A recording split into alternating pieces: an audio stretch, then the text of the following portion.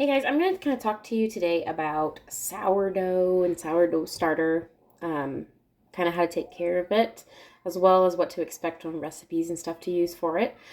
So when I first got sourdough, I thought it was going to be intimidating. I had a friend that set an alarm, so she remembered every time at 7 o'clock in the morning she needed to feed it, and there was a weighing system. It seemed very daunting. But actually, it's really easy, and I'm going to show you maybe not the kosher method, but the method that works for us. I'm going to kind of go through the steps on that. So first things first that I would recommend getting is a scale. I got this thing on Amazon. It's like $10. You don't need it to be fancy. Most of your sourdough recipes are weighted recipes.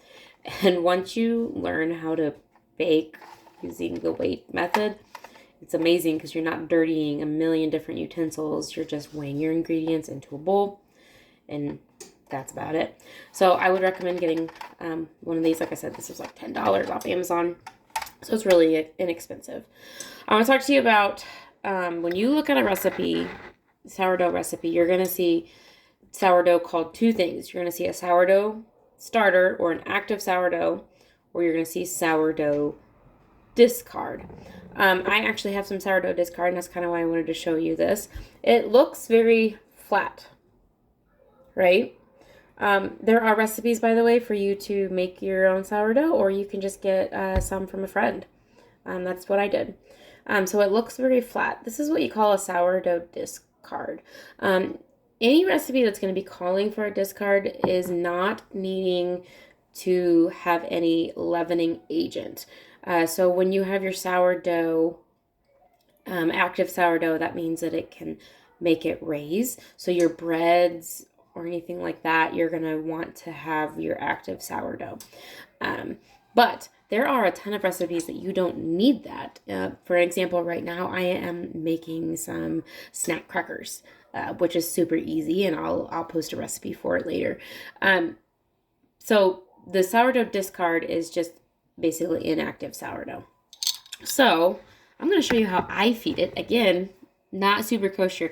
A lot of places tell you to weigh it, so you want equal weight of flour and water, and I'll be honest, I forget to feed mine, so I don't do it that way.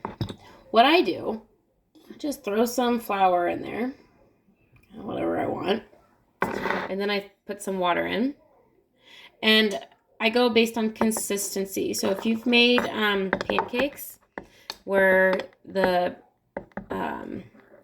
dough is a little runny, but it's thicker, right?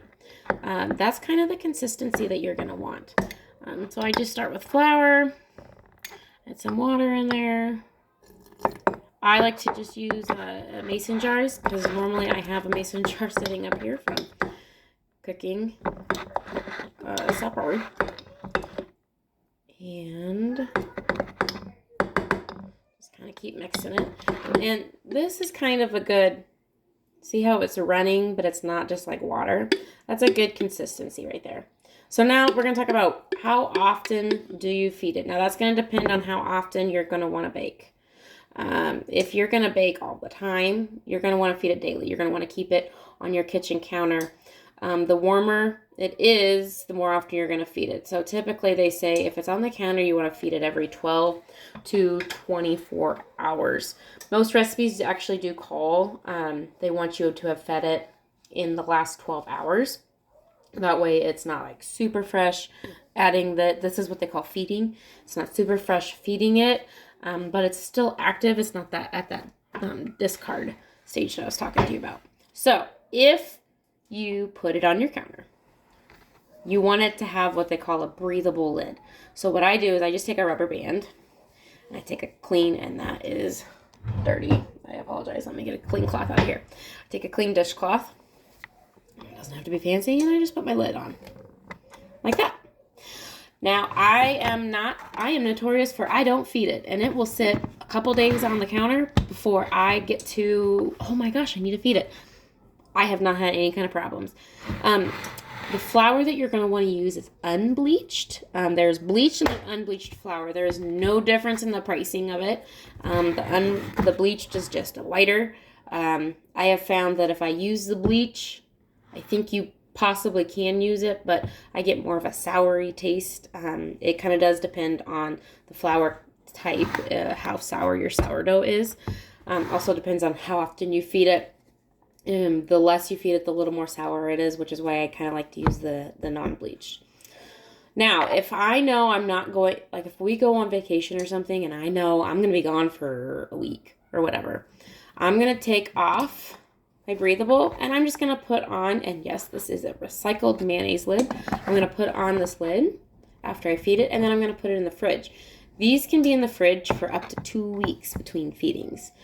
Now, when you put it in the fridge and you want to use it, you're going to have to get it out, feed it, and then wait 12 hours because you need it to become acclimated to the temperature on the counter.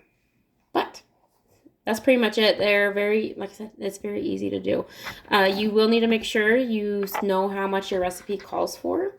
So maybe you need to be feeding it more often or doing a bigger feeding in one go, because there has been a few times where I've cut it really close to where I don't have enough starter to keep going. So just kind of keep in mind on that. There are a ton of recipes out there. There are some cookbooks. You don't need to buy one if you don't want to. But there are a ton of recipes on the web. So there you go. There's sourdough.